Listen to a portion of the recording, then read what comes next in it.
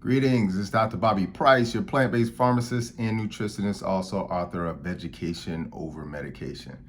And today I'm going to be talking to you about addiction. And typically when we're talking about addiction, we're talking about illicit drugs. We're talking about things like heroin. We're talking about things like cocaine, crack, methamphetamine or meth. And even in some cases, prescription drugs too, because we just had this huge opioid crisis that so many people were dying from.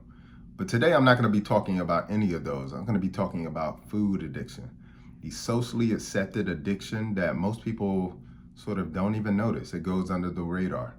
And so the reason why I want to talk about it is because most people, as I mentioned before, don't even know that they have food addiction. And so what I'm going to do today is I'm going to first give some examples of foods that are addicting. And then I'm going to go through some of the signs that you potentially could be addicted to food. And then from there, we're going to talk about why you get addicted to food. So we're going to go over the particular examples, then we'll go over the signs, and then we'll finish out by talking about some of the actual reasons why we get addicted to food. And I think this conversation is so important because quite often the foods that we're getting addicted to are the same foods that are actually causing us to have issues when it comes to our health. Okay, in 2003, they unraveled the human genome. And upon unraveling the human genome, they discovered that 95% of all diseases come from environmental factors, namely lifestyle or food choices. So we know that when we talk about things like high blood pressure, cardiovascular disease, stroke, and many other chronic illnesses that plague Americans, we're talking about diseases of nutrition in many cases. So if anything, whether it be an illicit drug or a food or eating or even other habits become addicting, at that point it becomes toxic. Anything that is addicting is toxic to our health, okay? And so that's why this conversation becomes very important. So let's talk about a few examples of foods that are addicting, and for the most part, people don't even know it. So let's first start with ones that you know. So things like nicotine. Most people know that the nicotine contained in cigarettes is very addicting because when people actually try to stop smoking, they have issues doing it. I mean, smoking cessation is such a huge problem that in America, for the most part, it becomes almost you have to get on a drug to get off the drug of nicotine. So there's prescription drugs for actually stopping smoking cigarette, okay? And when you think about what cigarettes are, it started as this innocuous leaf. It's a tobacco leaf, okay? And it becomes this addicting thing as a result of how we use it, okay? Another thing would be, and most people don't recognize this, is cheese. I wrote in my book, especially in the chapter Ditch Dairy, where I describe how cheese has this protein in it called casein. And casein, when it digests inside of the gut, it releases these things called casomorphine-like compounds. And it sounds like morphine because it lands on the same receptors as the drug morphine would land on, okay? And so that's why for the most part, people love or are addicted to cheese. And I use that word, very and with a lot of intention because people will say, I love cheese. But really what they have is an addiction for cheese. But that is another one. Another one is coffee. People will wake up in the morning and to themselves, they'll say, I cannot function or I do not function well before I have my morning coffee, okay? And it has nothing to do with the fact that you need coffee to be able to function well.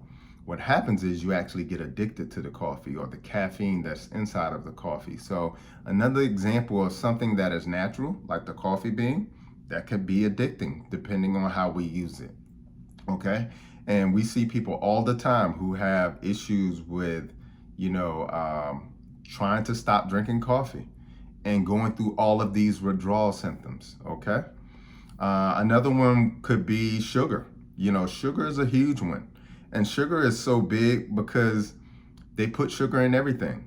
And they've done studies that confirm if you were to put cocaine over here and put sugar over here, in laboratory results, they found that mice will get addicted to the sugar even before they would actually get addicted to the cocaine. So it just tells you how powerful of a drug sugar is, actually. So, but it's another example of things that people will try to stop having sweets or having a sweet tooth, and it will be nearly impossible.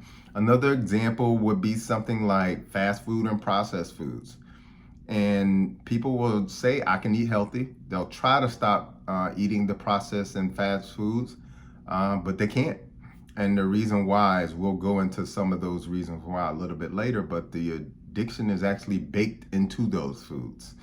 And also energy drinks. People like coffee get addicted to energy drinks as well because they're going through these states of fatigue, okay? And so they're trying to remedy the fatigue issue, but the fatigue issue probably started with the fact that you were probably eating a lot of processed foods, a lot of unhealthy foods that don't have nourishment in them. And you have to think about food as fuel, okay?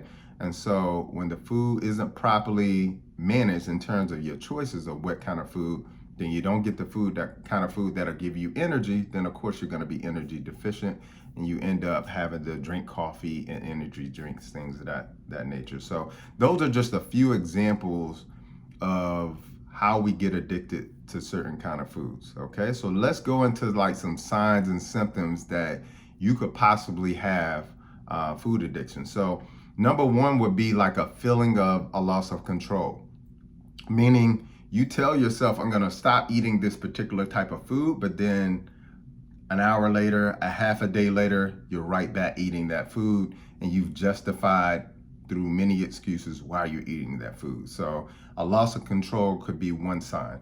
Another sign could be hiding habits, meaning you're hiding the food from other people seeing you eating that particular type of food.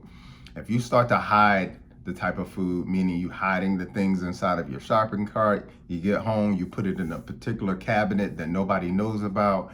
If you start to get those type of hiding habits, or you go out to eat by yourself to eat a particular type of food, you don't invite anybody else, this is probably a sign that you have an addiction to food, okay? Another thing will be the getting hangry, okay? Now that has become like this new phenomena in terms of, people's idea about, I'm hungry, so I'm hangry. This whole idea of I haven't eaten, so now I'm angry that I haven't eaten. But what's important to understand is this. If you're getting angry about not eating and just instead of just getting hungry, that's also a potential sign that it could be a possible addiction. So just think about it in terms of this. All of the things that I mentioned up to this point, these are things that people with illicit drug addictions experience. They get angry when they don't get access to the drug. They have hiding habits where they don't show you that they have this addiction. They have this feeling of loss of control, meaning like they want to stop, but they can't stop, okay? So again, like a lot of these sound like illicit drug addictions, but at the end of the day, what's really important to understand is that, food addiction is in the same realm, okay? Also mood shifts, and then like the longer you go without that food, the worse it gets in terms of you're hangry, okay? You crave that certain food at certain times of the day or night. Okay, so you like sugary things late at night.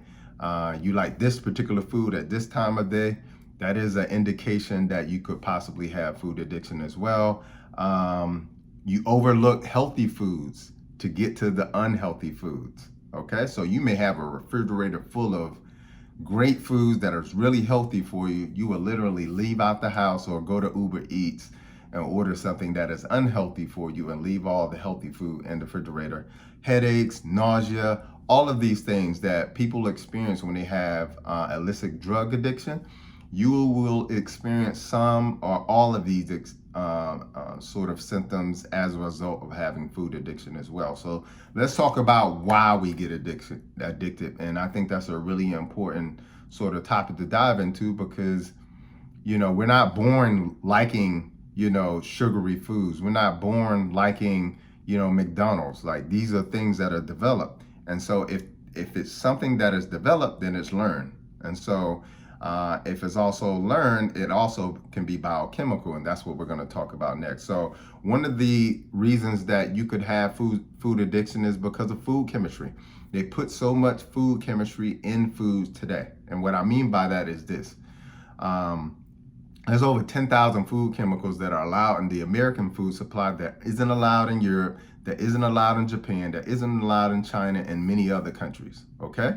And so because they're allowed to put this amount of food chemistry in there, they're using food chemistry to actually get you addicted to certain particular foods. So they'll use something like monosodium glutamate or MSG because it triggers you to overeat. It stimulates you to have hunger in your body, okay?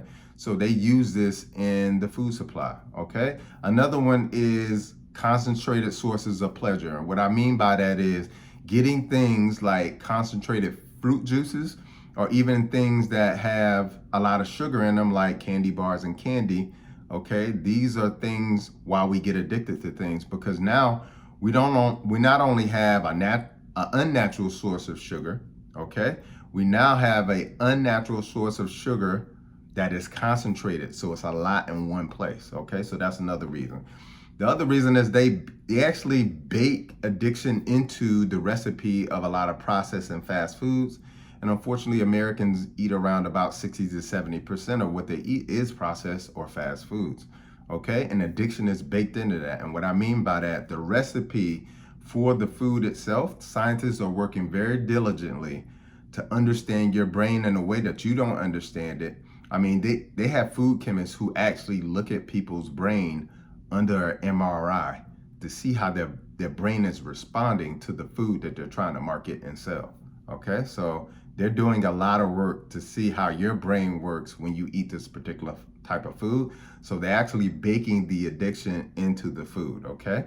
Another reason is because, you know, in many urban neighborhoods, we have food deserts, which means that there's not access to healthy foods. And there's a tremendous amount of access to unhealthy foods, fast food restaurants, and only corner stores that have only unhealthy food as well. So that's a huge reason as well. How our brain works, okay? As I mentioned before, scientists understand that we have this propensity towards things that are sweet because we evolved first eating fruit, okay? So we're attracted to that not only through our brain, but through our genetics, okay? But they manipulate that whole, you know, system by knowing that I'm going to concentrate this sugar in here, I'm gonna concentrate this fat in here, and then they'll really love this food and not be able to only eat one. I'm sure you've heard that before. 74% of foods in the supermarket that you shop at have sugar in them, added sugar, not the kind of sugar that naturally comes into it, but added sugar, and that's a huge difference between those two. So because of that, there's sugar in things that don't even need sugar in them, like ketchup and other condiments and salad dressings, and the list goes on. But they put sugar in everything because they know it's addicting to the human brain. The other reason is because of culture and conditioning and tradition, okay? When we have these family gatherings, work gatherings, we always provide the kind of food that unfortunately isn't healthy.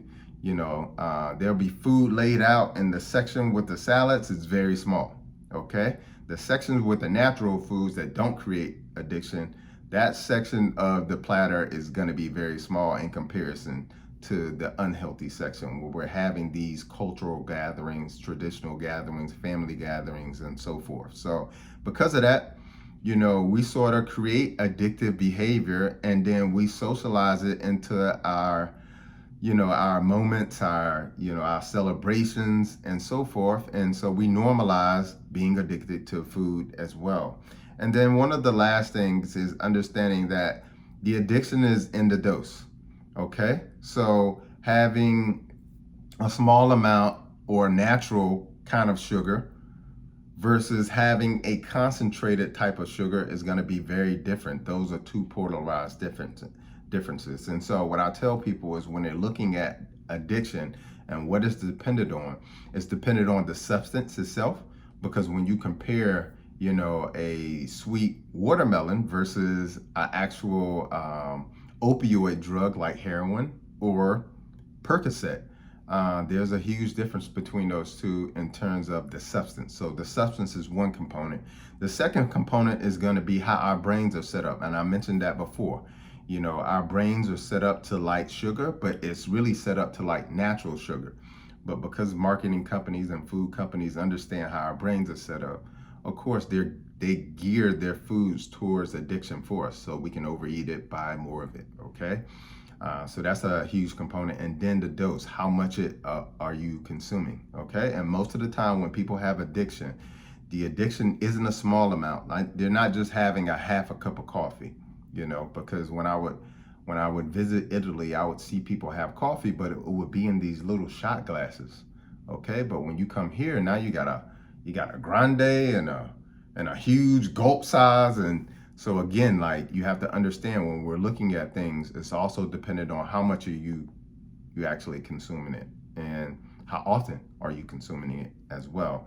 And so those are the reasons that we get addicted to food.